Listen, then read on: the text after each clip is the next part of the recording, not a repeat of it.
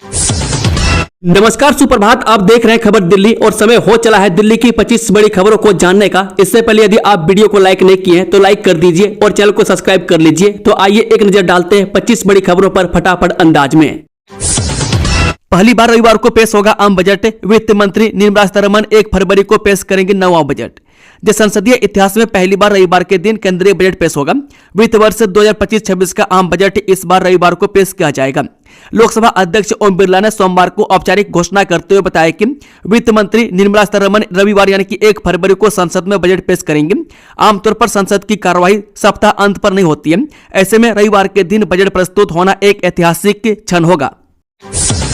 अगले महीने से यमुना नदी पर चलेगा क्रूज। मुंबई में हो रहा निर्माण, मंत्री कपिल मिश्रा ने बताई खासियत। दिल्ली के लोगों को अब क्रूज की सवारी के लिए बाहर नहीं जाना पड़ेगा। अगले महीने से ही दिल्ली सरकार यमुना नदी पर क्रूज के फेरी शुरू कर रही है। दिल्ली में सत्ता में आने के बाद से सीएम रेखा गुप्ता की अगुवाई में बीजेपी सरकार लगातार यमुना नदी को साफ करने की कोशिश कर रही है और अब इसमें पर्यटन शुरू किया जा रहा है। हालांकि यमुना का पानी अभी भी पूरी तरह से साफ नहीं हुआ है और क्रूज की सवारी को मजेदार बनाना भी अभी चुनौतीपूर्ण होगा। दिल्ली सरकार के कैबिनेट मंत्री कपिल मिश्रा ने बताया कि फरवरी के महीने से दिल्ली में यमुना नदी पर क्रूज सेवा शुरू की जाएगी। उन्होंने क्रूज के साथ फोटो शेयर करते हुए लिखा, दिल्ली में यमुना में आने के लिए क्रूज लगभग तैयार है। आज मुंबई में क्रूज निर्माण का निरीक्षण किया। जल्द ही ये क्रूज यमुना नदी में चलेगा। जल भराव से दिल्ली को मिलेगी अस्थायी मुक्ति। 4 बड़े ट्रंक ड्रेनों का निर्माण की सीएम ने की समीक्षा। जल भराव की समस्या दूर करने के उद्देश्य से दिल्ली के 4 बड़े नालों Mundka halt supplementary drain, MB road storm water drain, Kirari Rithala trunk drain और रोहतक रोड स्थित टॉर्मर वाटर ड्रेन को ड्रेनेज मास्टर प्लान के तहत तैयार किया जा रहा है। दिल्ली सरकार ने इन बड़े ट्रंक ड्रेनों के निर्माण और विस्तार के कार्य की गति को तेज कर दिया है। मुख्यमंत्री रेखा गुप्ता का कहना है कि किसी भी महानगर की वास्तविक पहचान उसकी मजबूत, वैज्ञानिक और दूरगामी जल निकासी व्यवस्था से होती है। इसी सोच के तहत दिल्ली सरकार ने राजधानी के उन क्षेत्रों को प्राथमिकता दी है जहां वर्षों से जल भराव, ओवरलोडेड सीवर लाइनों व अन्य समस्याओं के कारण आम जन को भारी परेशानी झेलनी पड़ती रही है। अब दिल्ली वासियों को इससे निजात मिलेगी। बांग्लादेश में हिंदुओं की हत्याओं को लेकर गाजियाबाद में सड़कों पर उतरी आम आदमी पार्टी। कहा, सरकार जल्द से जल्द उठाए कदम। आम आदमी पार्टी के राज्यसभा सांसद और उत्तर प्रदेश से प्रभारी संजय सिंह के साथ प्रदेश के सभी जिलों में पार्टी ने बांग्लादेश में हिंदुओं की लगातार हो रही हत्या को लेकर प्रदर्शन किया। इसी क्रम में गाजियाबाद में घंटा घर पर भी आम आदमी पार्टी के पदाधिकारियों और कार्यकर्ताओं प्रदर्शन कर केंद्र सरकार से इसे लेकर कदम उठाने की मांग की। बता दें कि आम आदमी पार्टी की प्रदेश से प्रवक्ता तरुणीमा श्रीवास्तव ने कहा, बांग्लादेश में हिंदुओं पर लगातार अत्याचार हो रहा है और संगठित रूप से हमले हो रहे हैं। वहीं उनके धार्मिक स्थानों को भी निशाना बनाया जा रहा है। इतना ही नहीं, बच्चों और महिलाओं के साथ बर्बरता की जा रही है। यह बेहद दर्दनाक है। इनकी सारी स्थिति पर केंद्र सरकार मौन है।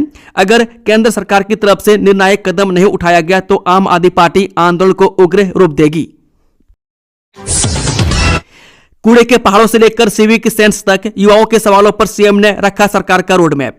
राष्ट्रीय युवा दिवस की पूर्व संध्या पर मुख्यमंत्री रेखा गुप्ता ने कहा कि विकसित दिल्ली की असली रीढ़ युवा है। कहा कि संवाद, सहयोग तथा संकल्प के बिना राजधानी के विकास का सपना पूरा नहीं हो सकता।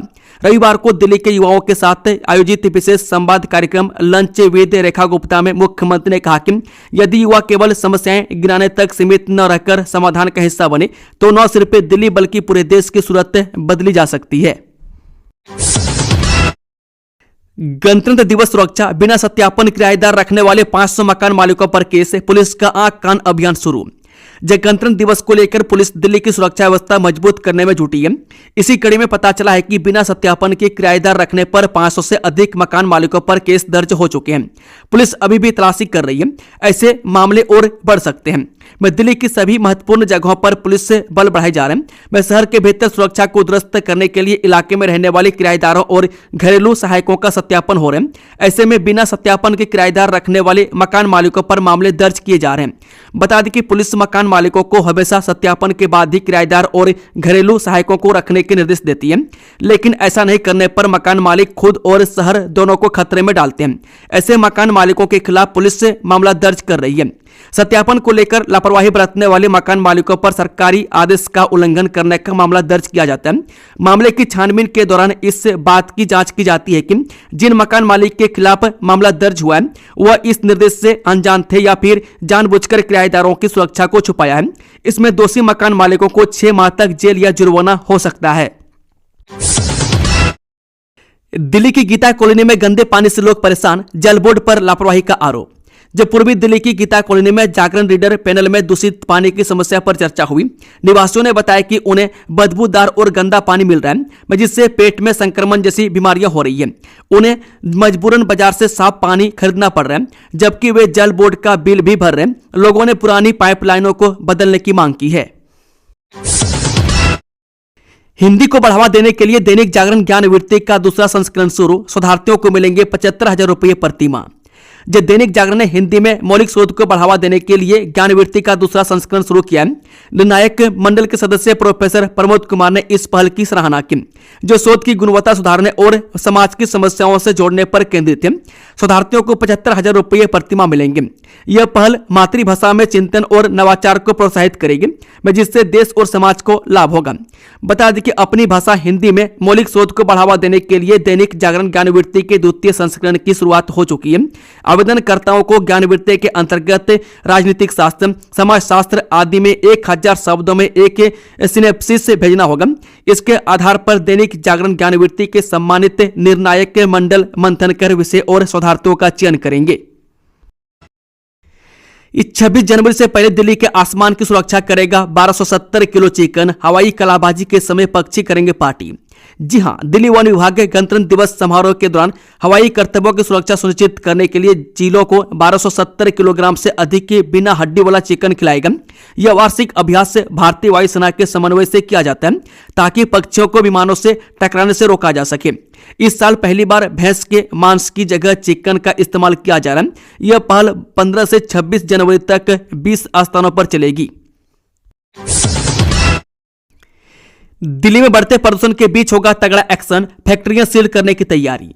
जब दिल्ली में लगातार बढ़ते पोल्यूशन को देखते हुए दिल्ली पोल्यूशन कंट्रोल कमेटी ने कजावाला इलाके में चल रही फैक्ट्रियां पर कार्रवाई की तैयारी शुरू कर दी है।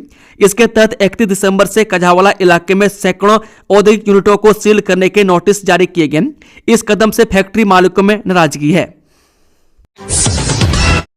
एआई नहीं बन सकता जिलाधिकारी, एआई के जमाने में यूपीएससी की तैयारी वक्त की बर्बादी, दिल्ली के विद्यार्थियों ने दिया जवाब। जब प्रधानमंत्री के आर्थिक सलाहकार संजीव सन्याल ने हाल ही में एक इंटरव्यू में कहा कि आर्टिफिशियल इंटेलिजेंस के जमाने में यूपीएससी की तैयारी करना वक्त की बर्बादी है, अब इस पर बहस छिड़ चुकी है और यूपीएससी की तैयारी कर रहे छात्र छात्राओं के साथ ही यूपीएससी की तैयारी कराने वाले टीचर्स भी काफी नाराज हैं और वो अलग अलग प्रतिक्रिया अपनी दे रहे हैं। ऐसे में हमने दिल्ली में रहकर यूपीएससी की तैयारी कर रहे हैं अलग अलग स्टूडेंट से बातचीत की, तो उन्होंने भी संजीव सन्याल के इस बयान पर अपनी कड़ी प्रतिक्रिया दी है। दिल्ली पुलिस की बड़ी कामयाबी, 5 साल से फरार रेप का आरोपी हरिद्वार से गिरफ्तार। जब दिल्ली पुलिस की क्राइम ब्रांच की anti robbery and snatching cell ने यौन शोषण के मामले में 5 साल से फरार चल रहे आरोपी सुमित मिश्रा को गिरफ्तार कर लिया। आरोपी के खिलाफ 2021 में पश्चिमी दिल्ली के रनहोला थाना में रेप और धमकी देने का मामला दर्ज हुआ था, लेकिन तभी से वह पुलिस की पकड़ से बाहर था। कोर्ट ने उसी साल उसे भगोड़ा प्रोक्लेम्ड ऑफेंडर भी घोषित कर दिया था। बता दें कि दिल्ली पुलिस के मुताबिक पीड़िता ने 7 मार्च 2021 को पुलिस में शिकायत दी थी कि वह सिविल डिफेंस की नौकरी के लिए फॉर्म भरवाने आरोपी की दुकान पर गई थी। वहीं से आरोपी ने उसका मोबाइल नंबर लिया और बाद में दस्तावेज देने के बहाने संपर्क में आया। आरोप है कि इसी दौरान उसने युवती का यौन शोषण किया और उसे गर्भवती भी कर दिया। इतना ही नहीं, उसने पीड़िता के आपत्तिजनक वीडियो बनाकर उसके पिता, भाई और अन्य परिजनों को भेज दिए और धमकी देकर उसे मानसिक रूप से प्रताड़ित किया। रोहित गोदारा गैंग का शार्प शूटर विक्की गिरफ्तार। दिल्ली, महाराष्ट्र समेत कई जिलों में 18 केस दर्ज। जब दिल्ली पुलिस की क्राइम ब्रांच ने कुख्यात रोहित गोदारा और गोल्डी ब्राड गैंग के शार्प शूटर विकास उर्फ विक्की को गिरफ्तार कर बड़ी सफलता हासिल की है। पुलिस ने आरोपी को उत्तर प्रदेश के लोनी इलाके से दबोचा है।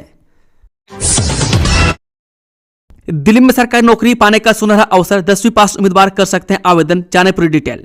जी हां, अगर आपने 10वीं क्लास पास कर ली है और दिल्ली में सरकारी नौकरी की तैयारी कर रहे हैं तो आपके लिए एक सुनहरा मौका आया है।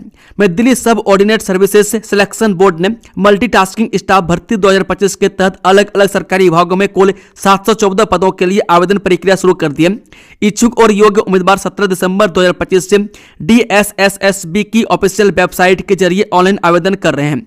इस भर्ती अभियान के तहत दिल्ली सरकार के कई विभागों में नियुक्तियां की जाएंगी, जिनमें labour department, drug control department, NCC और डेवलपमेंट डिपार्टमेंट शामिल है।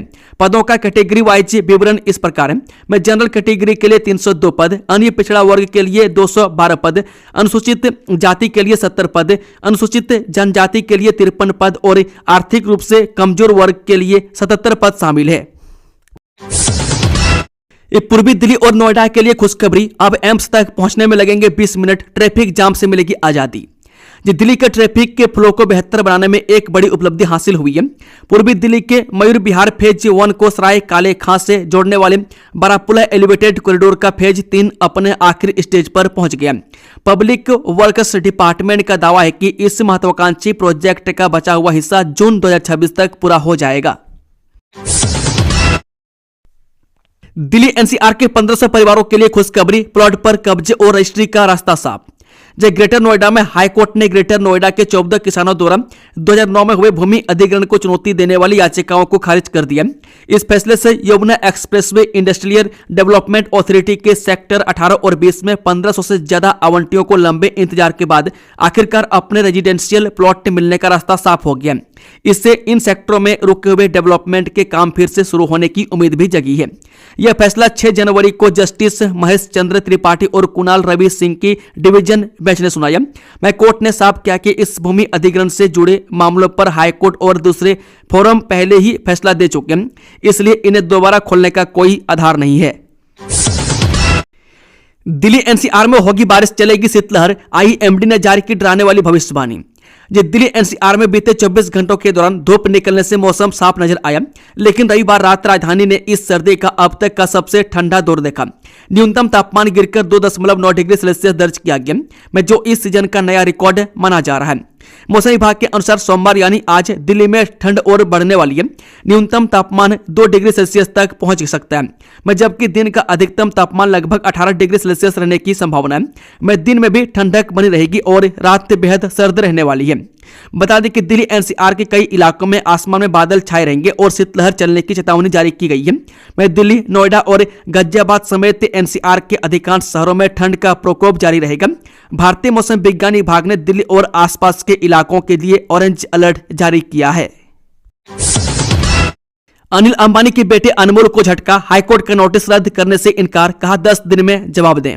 उद्योगपति अनिल अंबानी के बेटे जय अनमोल अंबानी को हाईकोर्ट से झटका लगा। हाईकोर्ट ने RHFL के बैंक खाते को धोखाधड़ी वाला घोषित करने की कार्रवाई के संबंध में जारी किए गए कारण बताओ नोटिस पर रोक लगाने से इनकार कर दिया। कोर्ट ने अनमोल से 10 दिनों के भीतर बैंक के समक्ष अपना पक्ष रखने को कहा। दिल्ली में ऑनलाइन डिलीवरी वर्कर को मुर्गा बनाकर किया बेइज्जत, फिर की मारपीट केस दर्ज। जी हां, पूर्वी दिल्ली के न्यू अशोकनगर थाना क्षेत्र अंतर्गत कोंडली स्थित ऑनलाइन डिलीवरी कंपनी के स्टोर से गंभीर घटना सामने आई है। यहां कंपनी में कार्यरत एक राइडर यानी कि गिग वर्कर से अमानवीय व्यवहार किए जाने और मारपीट किए जाने का मामला सामने आया है। बताया जा रहा है कि पूरी घटना स्टोर में लगे सीसीटीवी कैमरों में कैद हो गई। घटना का वीडियो सामने आने के बाद मामला तुल पकड़ गया, जिसके बाद पुलिस ने संज्ञान लेते हुए FIR दर्ज कर जांच शुरू कर दी है। मिली जानकारी के अनुसार आरोप है कि पीड़ित ने स्टोर में रखे एक परफ्यूम को निकालकर छिड़क लिया था, जिसे वहां मौजूद कर्मचारियों ने देख लिया। इसी बात को लेकर विवाद बढ़ गया। साथ ही स्टोर में मौजूद कुछ लोगों ने पीड़ित को सार्वजनिक रूप से अपमानित करने के बाद कथित तौर पर शोरूम मालिक ने आपा खो दिया और उसे मुर्गा बनने पर मजबूर कर दिया। उसके साथ मारपीट की। पीड़ित ने पुलिस को सूचना दी, जिसके बाद पुलिस ने शिकायत दर्ज कर ली है। गाजियाबाद में अब सिर्फ 5 घंटे के लिए खोलेंगे स्कूल, इन छात्रों की रहेगी छुट्टी, प्रशासन ने जारी किया आदेश। गाजियाबाद में लगातार बढ़ती ठंड और शीत लहर को देखते हुए जिला प्रशासन ने स्कूलों के संचालन के समय में बदलाव किया। जिला बेसिक शिक्षा अधिकारी द्वारा इस संबंध में आदेश जारी किया गया। आदेश के मुताबिक कक्षा नर्सरी से 5वीं तक की छुट्टी दे दी गई है, जबकि 6वीं से 12 तक के सभी स्कूल अगले आदेश तक सुबह 10 बजे से दोपहर 3 बजे तक संचालित होंगे। जिला प्रशासन के स्कूलों के समय में परिवर्तन को लेकर जारी किए गए आदेश के बाद अभिभावकों ने राहत की सांस ली है। साइड से ड्राइविंग की तो अब खैर नहीं, दिल्ली पुलिस दर्ज करेगी FIR, सीधे कोर्ट तक पहुंचेगा मामला।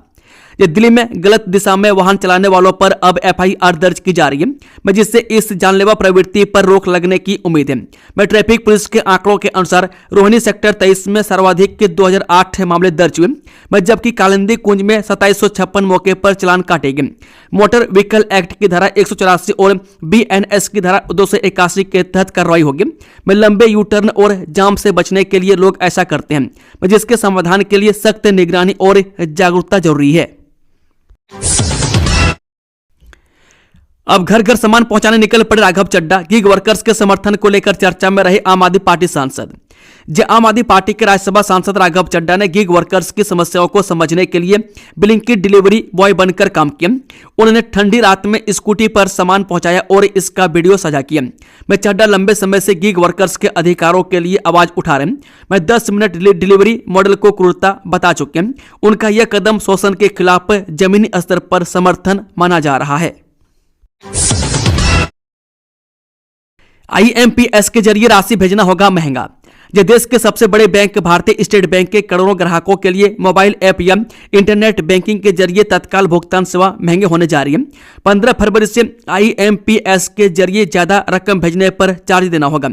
अभी तक यह सेवा ज्यादातर मामलों में मुफ्त होती।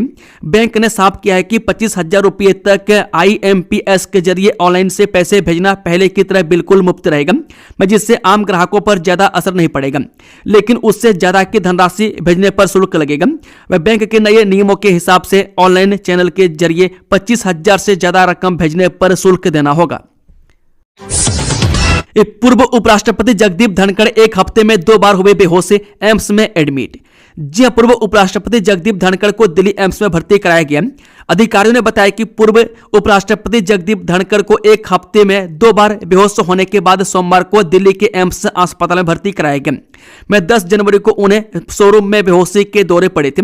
इसके बाद डॉक्टरों ने उन्हें जांच और एमआरआई के लिए भर्ती होने की सलाह दी।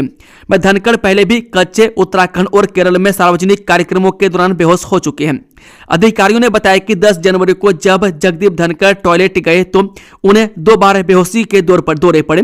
जगदीप धनखड़ को 10 जनवरी को 2 बार बेहोश होने के बाद सोमवार को दिल्ली एम्स में भर्ती कराया गया। 74 वर्षीय धनखड़ की एमआरआई जांच होगी। जामिया में स्वामी विवेकानंद जयंती पर रन फॉर स्वदेशी।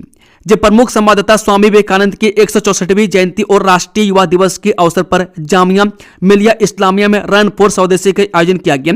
यह कार्यक्रम विश्वविद्यालय के गेम्स एंड स्पोर्ट्स विभाग द्वारा नवाब मंसूर अली खान स्पोर्ट्स कॉम्प्लेक्स स्थित क्रिकेट ग्राउंड में आयोजित हुआ, जिसका उद्देश्य छात्रों और युवाओं को स्वदेशी आत्मनिर्भरता और स्वस्थ जीवन शैली के महत्व के प्रति जागरूक करना था। कार्यक्रम में कुलपति प्रोफेसर मजहर आसिफ ने अपने संबोधन में कहा कि स्वामी विवेकानंद की शिक्षाएं आज भी पूरे समाज के लिए प्रेरणा स्रोत हैं। उन्होंने कहा कि स्वदेशी और आत्मनिर्भर भारत के मूल्य केवल आर्थिक नहीं बल्कि नैतिक और सामाजिक चेतना से भी जुड़े हैं। दिल्ली चिड़ियाघर में लापरवाही की हद, चूहे मारने के जहर से हुई थी चौसिंगा हिरणों की मौत, IVRI रिपोर्ट में पुष्टि। दिल्ली चिड़ियाघर में चौसिंगा हिरणों की मौत का कारण अब स्पष्ट हो गया। भारतीय पशु चिकित्सा अनुसंधान संस्थान की रिपोर्ट के अनुसार दोनों हिरणों की मृत्यु चूहे मारने वाली दवा के संपर्क में आने से हुई। उनके नमूने में फॉस्फिन गैस पाई गई, जो रोडेंटिसाइड से निकलती है। चिड़ियाघर ने 2 दिसंबर को चूहे के नियंत्रण के लिए इन दवाओं का इस्तेमाल किया था, जिससे लापरवाही सामने आई है। प्रकाशन के भविष्य पर घन मंथन, B2B फोरम सीओ स्पीक के 13वें संस्करण का हुआ आयोजन।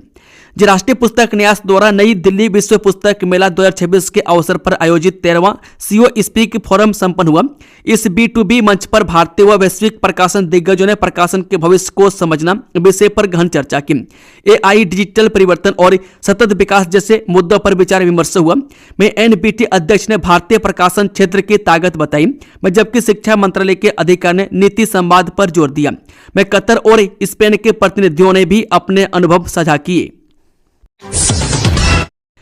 अपराधियों पर दिल्ली पुलिस का ऑपरेशन प्रहार, 2 दिन में 143 बदमाशों पर कसा शिकंजा, अवैध असलहा जब्त। बाहरी जिला पुलिस ने संगठित अपराध पर लगाम लगाने के लिए ऑपरेशन प्रहार चलाया। 2 दिवसीय अभियान में 143 आरोपी गिरफ्तार किए गए और 97 मामले दर्ज हुए। पुलिस ने अवैध शराब, हथियार, नशीले पदार्थ और 1,39,000 रुपये नगद बरामद किए। इस कार्रवाई से जुआ, शराब और नस्ली दवाओं के नेटवर्क पर प्रभावी शिकंजा कसा गया, जिससे अपराध नियंत्रण में मदद मिली। बाहरी जिला पुलिस उपायुक्त सचिन शर्मा ने बताया कि गिरफ्तार आरोपियों के कब्जे से 13,000 से अधिक शराब के क्वार्टर, 4 पिस्टल, 3 कारतूस, 14 चाकू, 1,39,000 रुपये नगद, 12 किलो से अधिक गांजा, 21 केजी 18 ग्राम स्मैक और 39 से ब्यूप्रेनोरफिन टैबलेट बरामद की गई। बीजेपी का हर कार्यकर्ता करेगा आतिशी के वीडियो को पोस्ट, हिम्मत है तो कराएं एफआईआर, सचदेवा ने केजरीवाल को दी खुली चुनौती। ये दिल्ली भाजपा अध्यक्ष वीरेंद्र सचदेवा ने आतिशी को भाजपा कार्यकर्ताओं के खिलाफ एफआईआर दर्ज कराने की चुनौती दी है। उन्होंने कहा कि आतिशी द्वारा सिख गुरुओं का अपमान दिल्ली की जनता ने देखा है और आप इसे दबाने के लिए पंजाब में झूठी एफआईआर करा रही है। उन्होंने कहा, हिम्मत है तो मेरे और भाजपा कार्यकर्ताओं के खिलाफ एफआईआर कराएं, क्योंकि हम सभी एक्स अकाउंट पर आतिशी से जुड़े वीडियो को सोशल मीडिया पर पोस्ट करेंगे। कैसे पूरा होगा विकसित दिल्ली का सपना, लंच विद रेखा गुप्ता में सीएम ने साझा किया रोड मैप। जब मुख्यमंत्री रेखा गुप्ता ने राष्ट्रीय युवा दिवस की पूर्व संध्या पर युवाओं के साथ लंच विद रेखा गुप्ता कार्यक्रम में संवाद किया। उन्होंने कूड़े के पहाड़ और आवारा कुत्तों जैसे ज्वलंत मुद्दों पर युवाओं के सवालों का जवाब दिया। मुख्यमंत्री ने अपनी सरकार का 11 महीने का रिपोर्ट कार्ड प्रस्तुत किया और विकसित दिल्ली के निर्माण का रोड मैप साझा किया। उन्होंने युवाओं के विचारों को महत्वपूर्ण बताया और उन्हें दिल्ली के विकास में सक्रिय भागीदारी के लिए प्रेरित किया। बातचीत में मुख्यमंत्री ने पिछले 11 महीनों के अपने कार्यकाल का रिपोर्ट कार्ड पेश करते हुए विकसित दिल्ली का खाका भी रखा। युवाओं से नियमित संवाद, दिल्ली और देश को बेहतर बनाने की दिशा में शिकायत, सुझाव और समाधान देते रहने की अपील भी की। इस आयोजन में लगभग 30 युवाओं ने भाग लिया, जिसमें कुछ इंटरनेट मीडिया कंटेंट क्रिएटर और सामाजिक कार्यकर्ता भी शामिल थे। दोस्तों, खबरों का सिलसिला समाप्त होता है। अगर जानकारी यही पसंद आई तो वीडियो को लाइक, शेयर, चैनल को सब्सक्राइब जरूर से जरूर कर लें और कमेंट बॉक्स में कमेंट करके बताएं कि आप न्यूज़ को दिल्ली के किस क्षेत्र से देख रहे हैं। Thank you, all the best. जय हिंद, जय भारत, वंदे मातरम।